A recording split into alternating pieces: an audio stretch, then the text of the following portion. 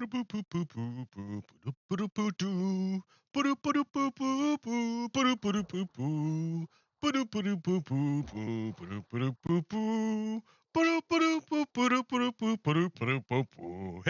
good morning. It is I, your host, Pogo Kiddo, with yet another episode of Redstone Lapis Lazuli. Oh yes, oh yes. Here I am in the normal, nothing too crazy. I'm just back at the amazing complexity of the train station that I built. Like, I don't know if I want to go back over to this train station. This train station design again is by K1 Gaming, with a few modifications by me, and and yeah, it's like a fantastic thing. It allows me to direct the flow of energy of kinetic energy of motion of rails in a very compact fashion. This is probably the most compact way you can do it. Like he like this is like super compact. This is really like there's no wasted space anywhere. Like, just because I can walk through it doesn't mean it's an empty space. Like, there's stuff in there. Like every single block. This is just like a solid block of stuff. Nothing is wasted. So, and what it does is it helps you can go anywhere. From this central location, I can go anywhere. All I gotta do is like click a button and I can go there. I just hop in my cart and it goes to that location. And then I return home safe and sound, like nothing, and everything is fine. Like, what a great thing. A train station. Train. Rails are really important in Minecraft because you get to move around much faster and much safer with rails. And using the system of rails, you can transport, or anyone can transport themselves and goods all over the island. Well, when I'm done. It's a fantastic invention. It's a great thing to do. It's amazing. It's amazing. So yeah. So here I am making my rail line, right? I'm making this train line in order to connect the entire island. So I'm starting this way, I mean this particular one. Then I went over to here and talked about the molten salt reactor to get off the oil. And then I went over here and I talked about uh solar panels. Why it's important that we make solar panels. I got to make more solar panel stuff. And then I'm gonna come over here to make the next one. And I'm like, what am I gonna make here? What do I make here? What am I gonna do? Like, how far am I gonna go out? Like, here's where it turns. That's like the turn. I kind of want to make something right here at this corner, and have one rail go out all the way over there. Or I might even do it from over there because it's a better way of reaching it. Maybe I don't need to go out this way. Maybe I've already done it. Is what I'm saying. Like, I've already created this next station. It's the train station. It's literally the train station. The United States prior to World War II was a disjointed conglomeration held together by the flimsiest of infrastructure. That's why there was never really a sense of American, like, USA identity, United States identity, because it's such a big place and you're so split up. Like, the thing that really held the United States together was telegraph and telephone and television. Those are the things that really held together the United States. Otherwise, there was like nothing there. The roads were barely there. It wasn't until the infrastructure project, the highway, the interstate highway system. It wasn't until then that we had any kind of way of really connecting the states together. Like, all the states were pretty disjointed. You got to believe that disjointing kind of hampers our productivity and our efficiency. We are messed up by being disjointed. Like if we can't come together and work together as a cohesive unit efficiently, then we've lost the majority of our strength. The United States, the strength of the United States depends on upon its ability to come together, to work together. All of us, all Americans, no matter where you're from, all of us, all Americans can work together and contribute towards a bigger project. And to do that, we need the infrastructure. Now, Eisenhower was pretty visionary when he made the interstate highway system. He basically copied the Germans. He copied the German Autobahn. It's like, hey, that's a good idea. Let's do that over here in the United States. And it's a great idea because it worked. Why not take good ideas from other places? That's why that's why I keep talking about rails. Rails, rails, rails, rails, rails. I rode the rails in so many different countries. I rode the rails in Thailand, in well, I guess Malaysia technically, for like a little bit.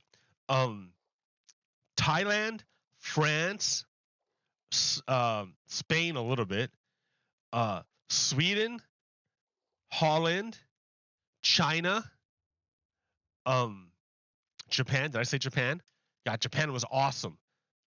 Like, yeah, I mean, I got around everywhere on rails in Japan because I didn't have a car. And rails are great. What a great way of doing it. What a great way of traveling. Rails are a fantastic system of traveling.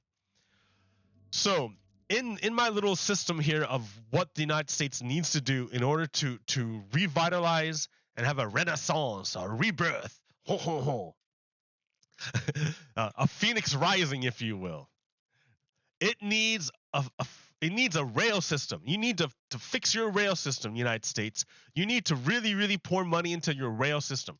Right now, your rail system sucks. It is awful. Maybe it kind of works in the East Coast. I don't know. I haven't ridden it in the East Coast, so I don't really know what the rail like is there.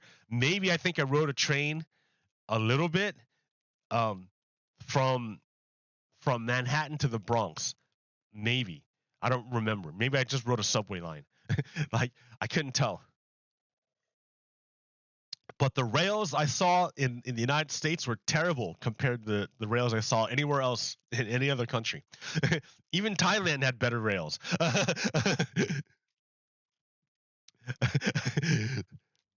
Like, their train was kind of terrible, but at least they had one, and you could stay on it overnight. Oh man, God, it was awful. The sleeper trains in Thailand,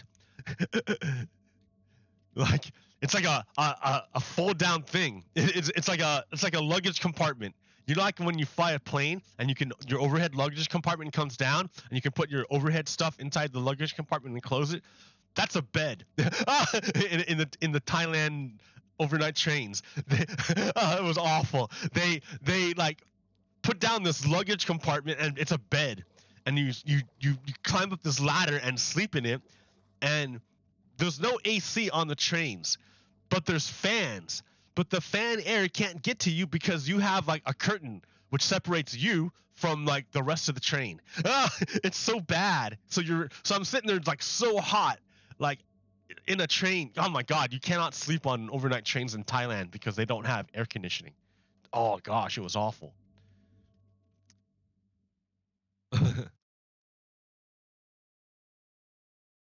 Anyways, wow. Okay. Rails, yeah, rails. So I'm talking about rails. Like, and so here, let me go back to my rail train map here. So there have been a number of ideas on how the United States could get itself going to do a rail line. Like, and here are some of the maps. You have one of these maps. I don't know how old this is. What did I just do? That's one of the maps that we could do. So for some reason, they set Chicago as a hub. I'm like, that's pretty good, right? You know, you cover the West Coast, you cover the East Coast, you cover the South Coast. You got nothing on the border though. That's kind of weird. I mean, you kind of do up here, but then you leave the Western states just like hanging. Okay. All right, and here's another map. another proposed map. Again, this one sets Chicago as um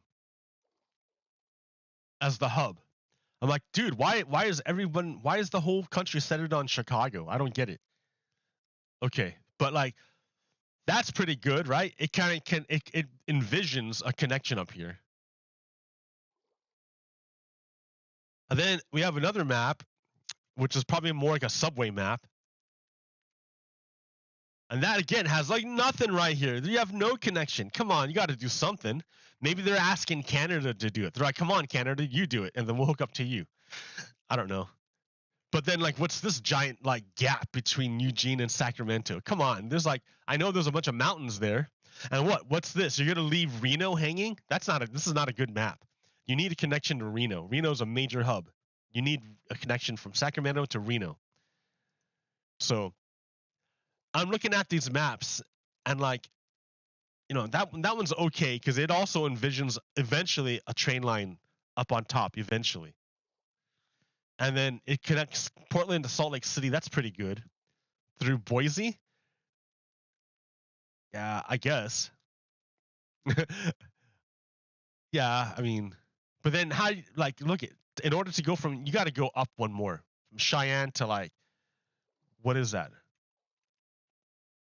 I can't tell. Billings, Montana? There we go. That's probably the best map. To make a train line. So you want to connect everybody here. And you want to connect the northern half of America, connect Portland over here to Minneapolis. That would be great. And Chicago. So yeah, this is like what we need. But why do we need it? Why do this? Why spend all that money to do this? Well, I wanted to understand first, like the United States. Oh shit! It opened the wrong one. Here, let's open it like this. Open with. I wanted to understand the United States from the New York Times and how you can separate this into mega regions. And I don't have experience with this part of the country. Over here. I don't have experience with this part of the country, the East Coast. I don't know the East Coast. I lived pretty much my entire experience has been on this green section. And then yeah, I lived in Reno and I went to Las Vegas.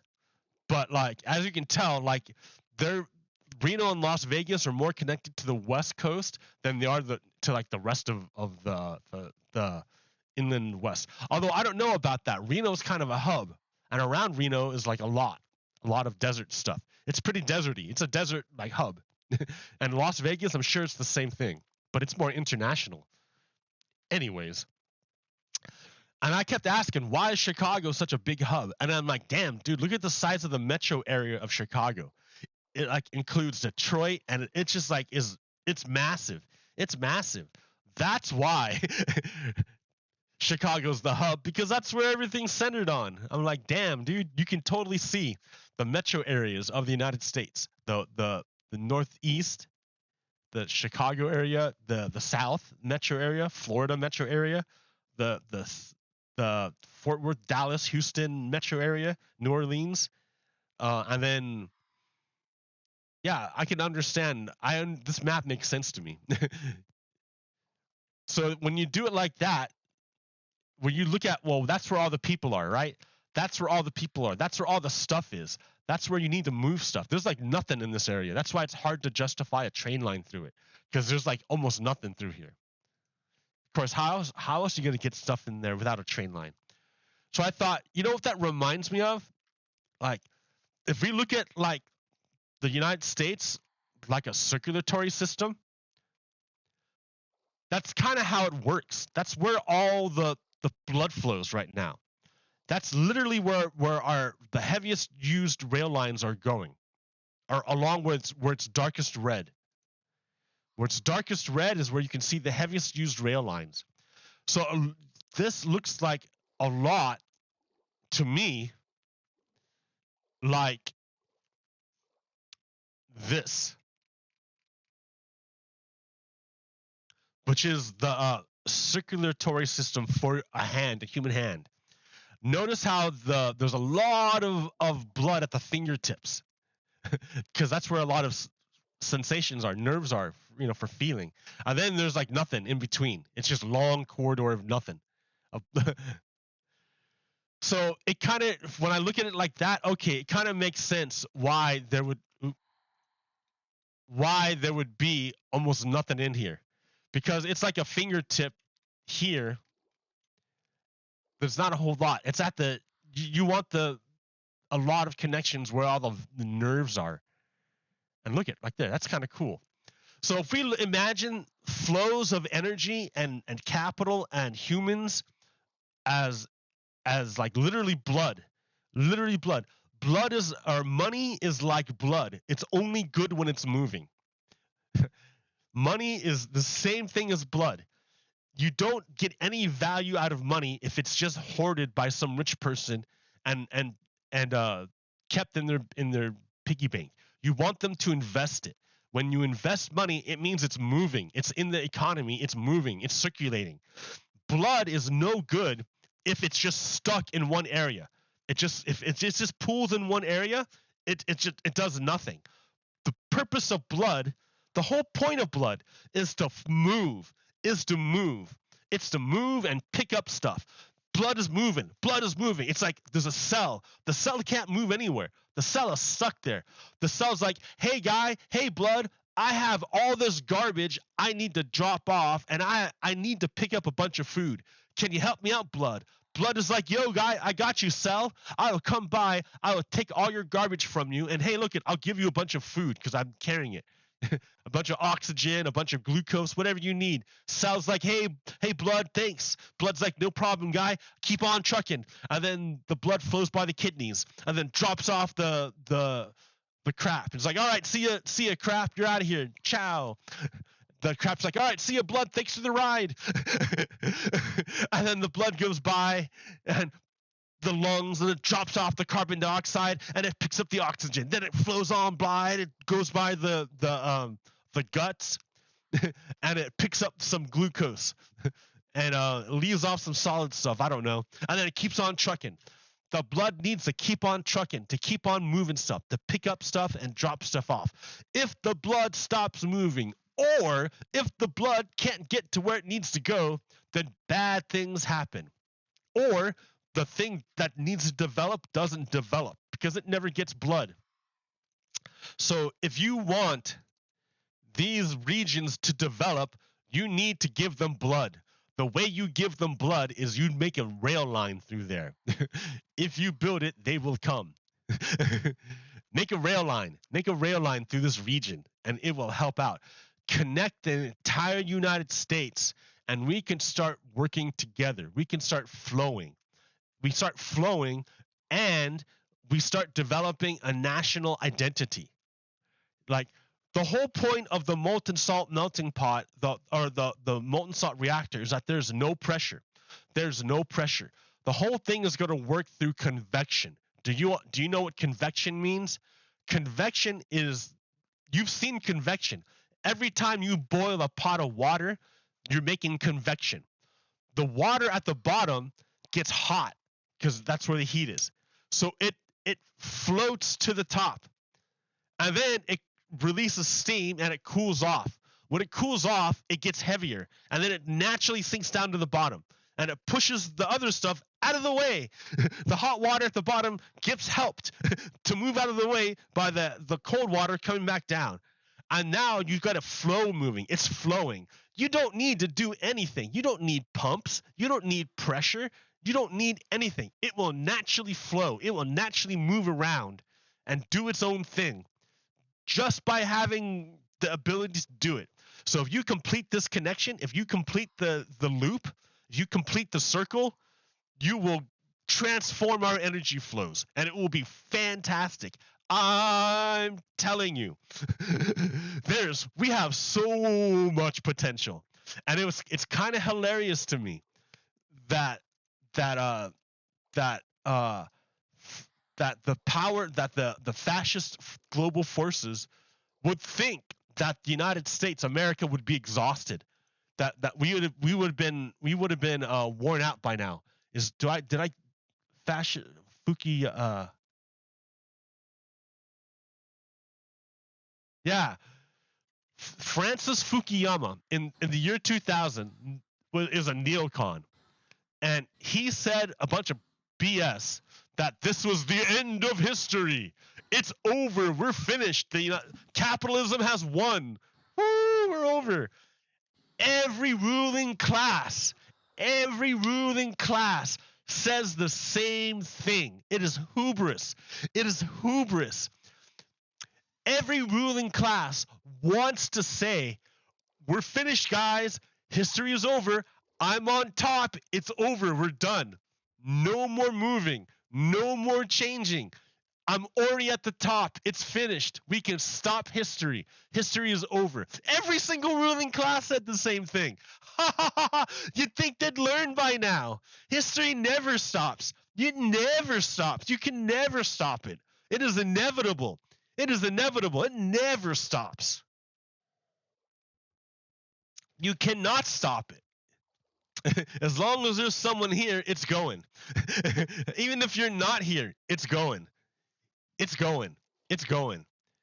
So Francis Fukuyama made this dumb prediction that history is over, it's finished, we're done, capitalism has won, and everyone can go home now. Well, obviously he's wrong, right? because everything broke down. Like the United States, like the project of the neocons was to take over the world, basically. They wanted to like get rid of all the oil dictatorships and replace them with democracies that would, which is like it sounds like, and which would be like friendly toward capitalism. So that was their idea.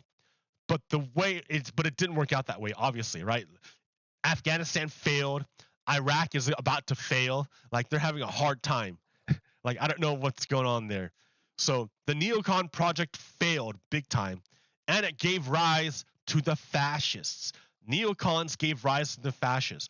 George W. Bush, his coup, let him install Chief Justice John Roberts, who was the person who allowed for the passage of Citizens United, which allowed for dark money to flow into our political system, which set up the next three corrupt judges, Gorsuch, Barrett, and Kavanaugh. Dark money is it's a long history, and it's all connected to the 2000 coup when George W. Bush was selected by the Supreme Court to become president. And he selected the next Chief Justice, who then corrupted the courts by allowing dark money. Anyways, I'm totally off on a tangent back to 2000. 2000, Francis Fukuyama. Well, Mr. Fukuyama came around, right? And so now what's he saying? Fukuyama is saying, I think Putin represents something very sinister in the minds of the many people in the West. A lot of people in Western democracies see that in their country, there's a right-wing nationalist politician that is either supporting Putin or acts a lot like Putin. Matteo Salvini in Italy, Eric Zemmour, Marie Le Pen in France, Viktor Orban in Hungary, and Donald Trump. So I do think there's a kind of awareness of more liberal-minded people that is an alternative, that this alternative also exists in their country. So is this like a right-wing authoritarian international? How do you think about the global right? I think it is much deeper than most people realize. Russia has been giving support to every single one of these right-wing populists. Okay, so I didn't say what I thought it said. But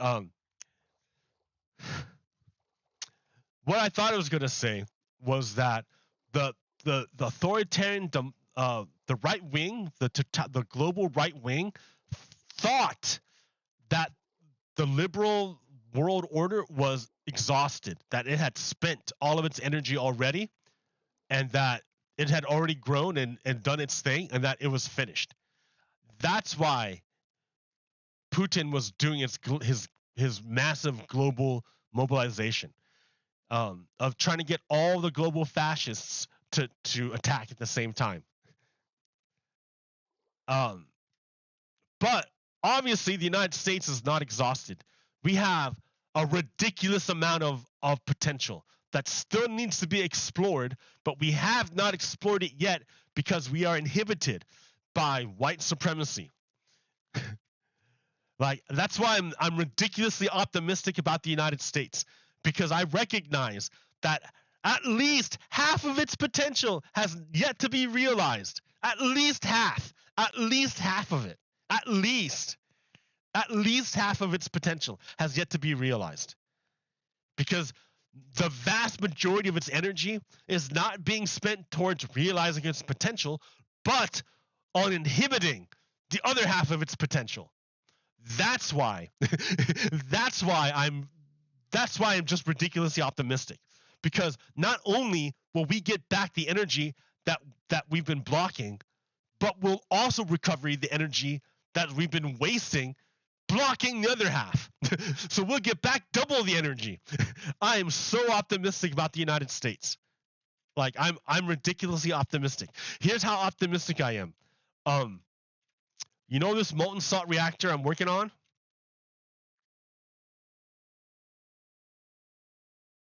The way this works is that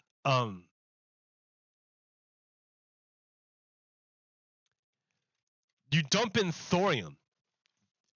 Thorium by itself isn't fertile or isn't fissionable. Thorium thorium is a metal. It's a rock. It's a rock. It's all over the place, all over Earth. It's barely radioactive. It's barely radioactive. So by itself, you can't do anything with it.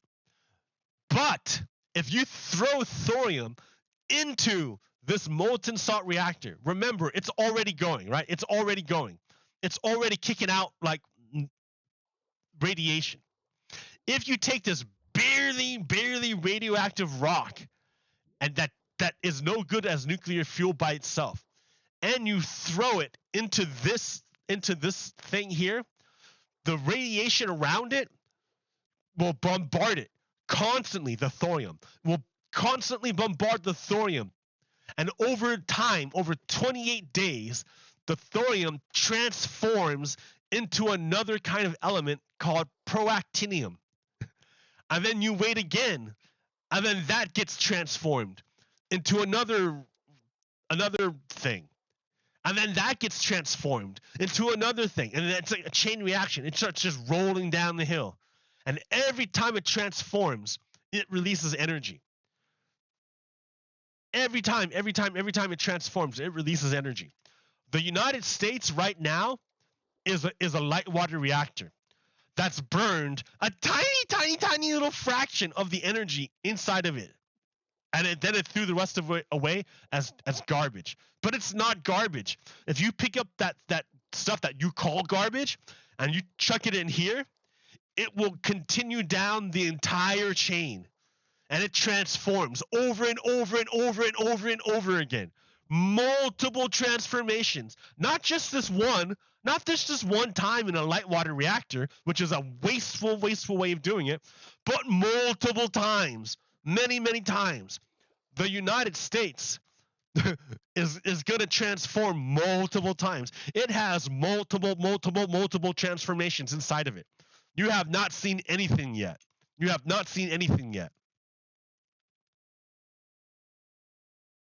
So Francis Fukuyama, but he brings up a real good point, right? The good point he brings up is that a lot of people in Western democracies see that in their country there's a right-wing nationalist politician that is either supporting Putin or acts a lot like Putin. I've noticed this for a long time. Remember this guy from 2008 when he stood around? Here, I'm in the way. When he stood around and told people that Russia is not our enemy. Who's the enemy? Our own government. He was saying the United States is the real enemy, and Russia's not. But Russia is not the enemy. So this guy is a pro-Putin. This guy is pro-Putin, right? This guy is the guy that Francis Fukuyama was talking about when he said there are that Russia, there's an international fascist right-wing force.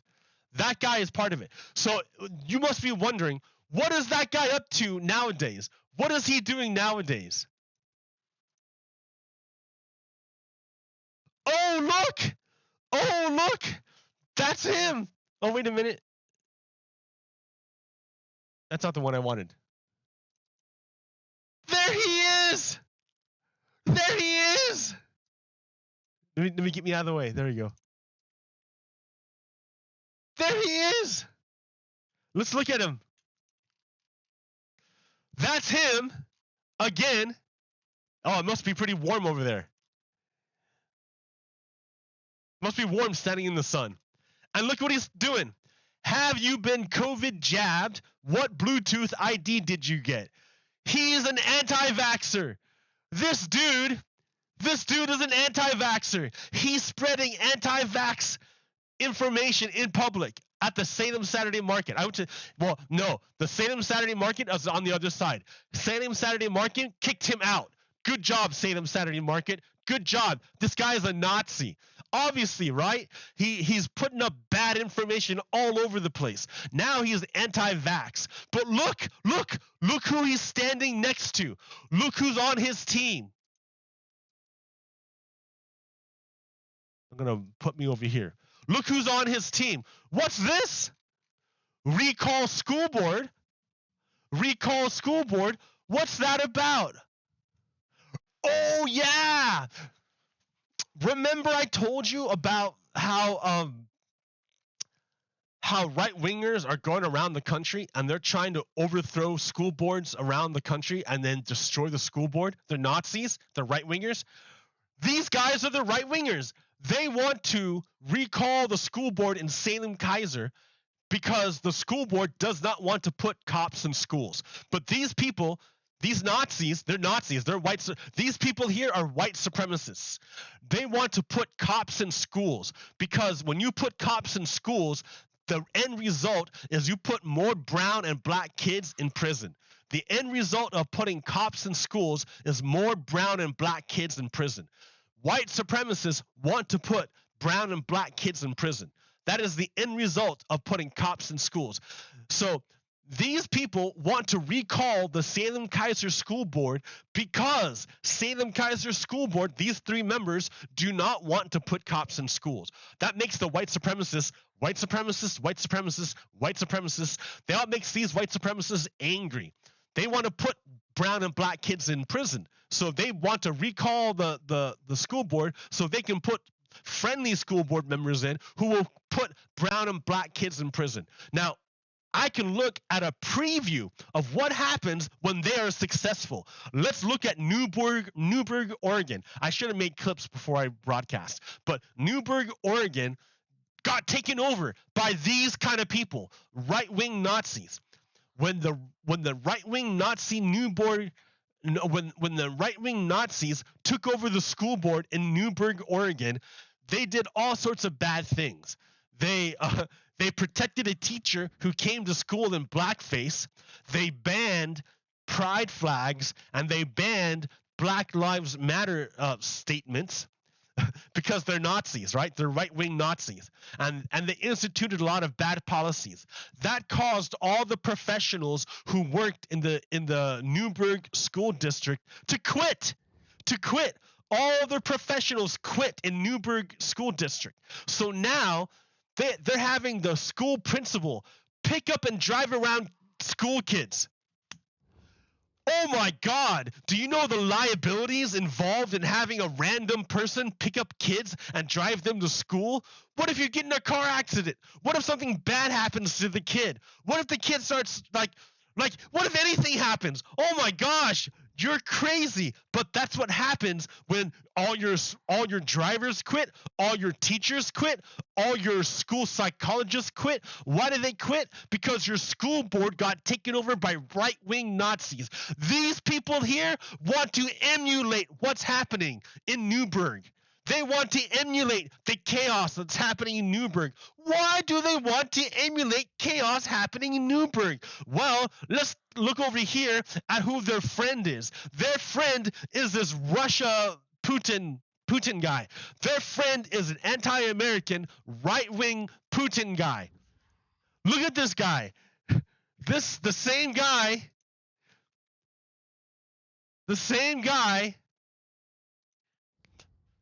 that was telling you that USA is your enemy and that Putin is your friend, the same guy telling you that is also telling you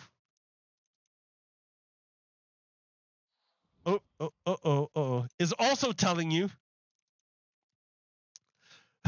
to go die of COVID. Oh no. I got it all mixed up.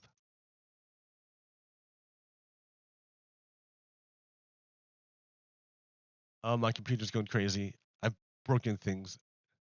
There we go. Okay. The same guy who's telling you that Putin is your friend is telling you to die of COVID. The same, and he's friends with a bunch of right-wing Nazis who want to overthrow the school district, just like they did in Newburgh. You can see the global reach of Vladimir Putin. Look at that global reach of Vladimir Putin. Look what he's doing.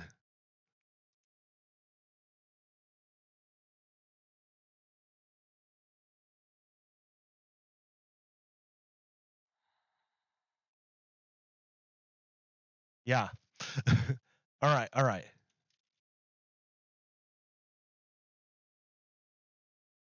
Yeah, it's a serious deal, dude.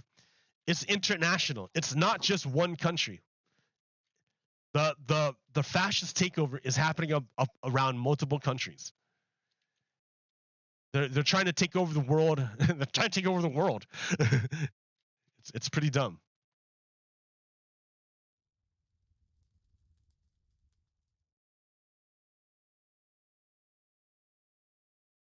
Man, I don't know. The culture war, this is just hilarious.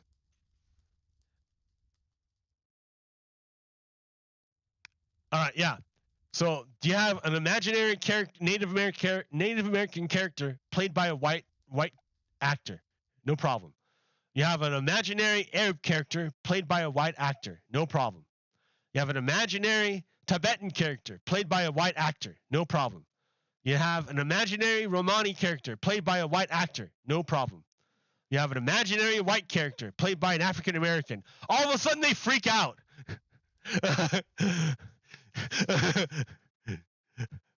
Is it, what's that saying? Yeah, hit a dog and he barks.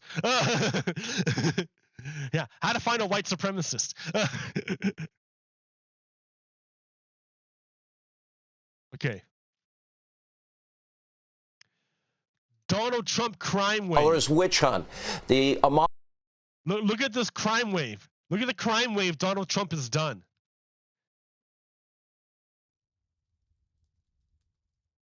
Oh man, this is all out of whack here. Let me try to fit it in here. Donald Trump's crime wave. Let me go slow here. All right, so Donald Trump conspired with Russia to overthrow the government. I don't know what Crossfire Hurricane is. What is that? Oh, he defrauded the government in his inauguration, and he defrauded states. He defrauded the government by using the office of the government of the presidency to make money for himself. He lied about his taxes by telling the IRS his property is worth nothing. But then when he goes to get loans, he says his property is worth a lot of money. That way he can pay very little money on his taxes, but he can take huge loans out because he says his property is worth a lot of money. So yeah, he's a huge criminal, right? He gets foreign gifts. So Donald Trump was bribed by foreign governments in exchange for favorable policy. That happened. He interfered in the Fulton County election. What else is this? I don't know. Did he interfere with that? I'm sure he did. He stole classified documents for the United States. Let's see. He tried to overthrow the government in a violent coup on January 6th. And it's a huge conspiracy. It involves multiple states. It involves multiple states and multiple agencies. I think even the Secret Service was involved. Like, yeah, Donald Trump is an evil, evil man. Donald Trump Donald Trump extorted Vladimir Zelensky by withholding funds that Congress already appropriated to Ukraine. So it was going to Ukraine, and Trump stopped it from going there and said, "Hey, Ukraine, why don't you help me out, or I won't give you these funds." And he only did that because it helped out Putin, because Donald Trump is a traitor, right? He's a traitor. All right. So we know he did that, right? And then and all the Republicans and all those senators admitted, "Oh yeah, he did it. We admit that he did it." But the GOP said, "But we don't think that it's bad enough of a crime to impeach him." Yeah, Donald Trump stole funds from Congress and extorted our ally, but we don't think that's bad enough to impeach a president. Okay, I'll remember that. I'll remember that, GOP. The bar for the GOP to impeach. If you steal funds from Congress meant for an ally and help our foreign adversary, that's not enough to impeach a president. All right, I remember that, GOP. Oh yeah, then Donald Trump gave money to remember, Donald Trump paid Stormy Daniels $130,000 to keep quiet. Remember, while his wife, what's her name? Well, Melania, while his wife was giving birth to a son, Barron, at the same time, Donald Trump was having sex with the porn, I don't know, is she porn? Well, she's an adult actress, Stormy Daniels.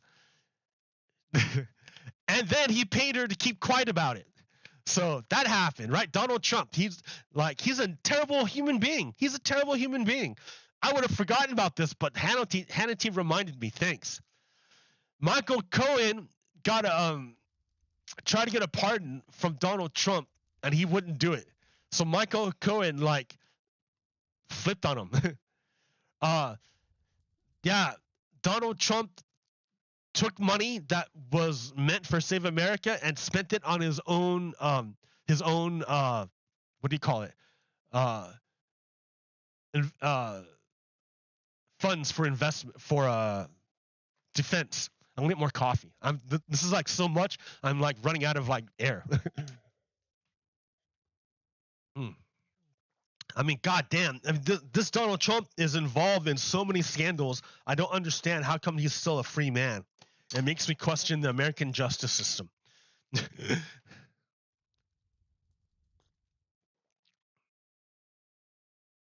All right, what else do we got? We got, yeah, Jared and Ivanka did the same thing as Hillary Clinton, but the Republicans didn't care. Donald Trump is worth nothing. All this stuff is leveraged. So that's funny. What else is going on? Yeah, he's laundering. So he launders money, right? Donald Trump is a broke guy. What happened was he got broke, and he has to borrow money from the Russian mafia. And then so what he does is that he uses that borrowed money to buy real estate that no one wants.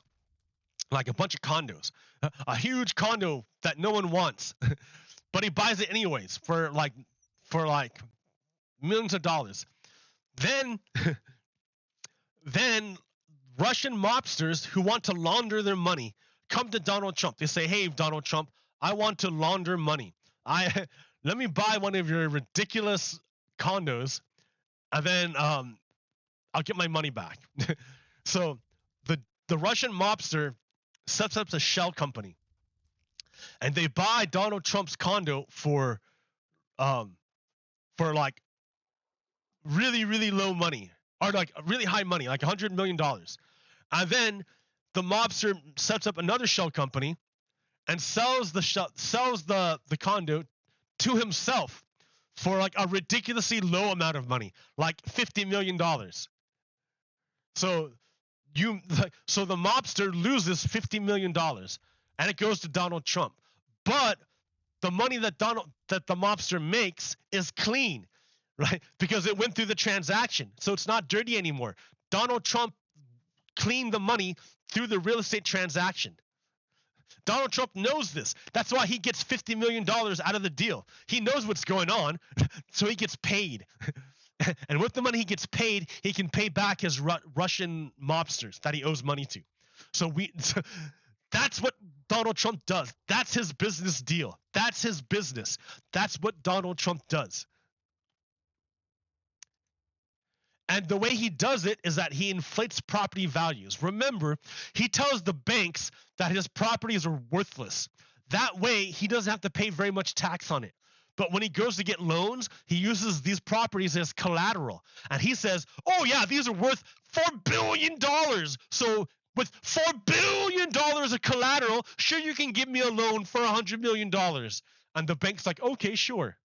But when it comes tax time, oh yeah, these aren't worth $4 billion. They're worth like 5 cents. They're worth 5 cents. Tax me on 5 cents. Because he's a gangster, dude. Donald Trump is a gangster.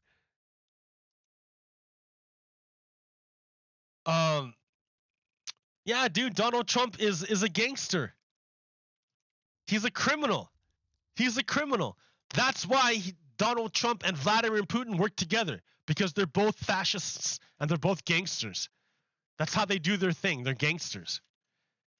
So look at the long chain. Look at the long chain from Vladimir Putin to Donald Trump to this guy here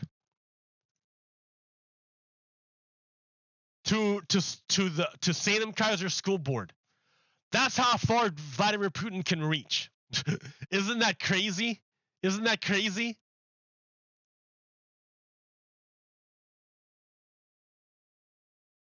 All right.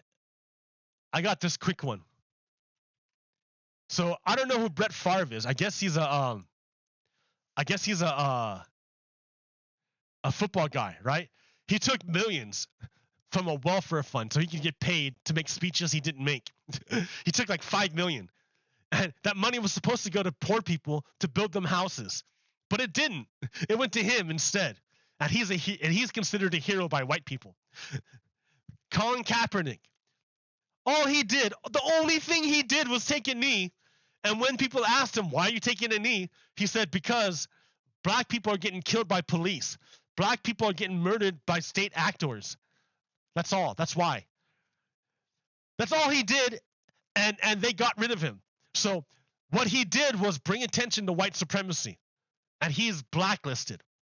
Colin Kaepernick. What this guy did was help. He helped white supremacy. He furthered white supremacy. And he's rewarded with $5 million.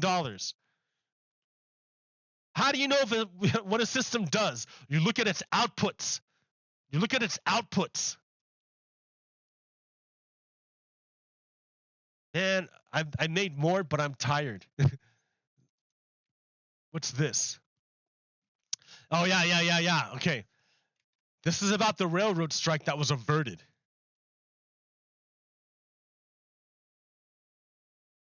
That was averted. We didn't do this. They didn't have to, they got their time off, which they need, right? Workers need time off. That's good. Okay. What's this one? Great minds discuss ideas. Average minds discuss events. Small minds discuss people. Okay. Oh, yeah. So this is an example, right? The day before Donald Trump did the coup, the violent coup, Charles Grassley was the Senate President pro tempore. Said he and not Vice President Mike Pence will preside over the certification of electoral college votes, since we don't expect him to be there. Why doesn't Grassley expect Pence to be at the ceremony the day before the insurrection. No, nobody's supposed to know there's an insurrection going to happen, right? It's supposed to be normal. Mike Pence is already talking about like, oh yeah, I'm not going along with the coup. So Grassley already had the idea that they were going to get rid of Pence so Grassley could stop this certification. It was a coup, dude. It's a coup. It was a coup. They were trying to overthrow our country. And this guy in 2018 was all about overthrowing our country. And this guy in 2022 is all about hurting Americans. He's all about hurting Americans. And look at the kind of allies he has. Look at his allies. Birds of a feather flock together. Birds of a feather flock together. All right, I'm done. Pogo Kiddo out. Peace. Stop.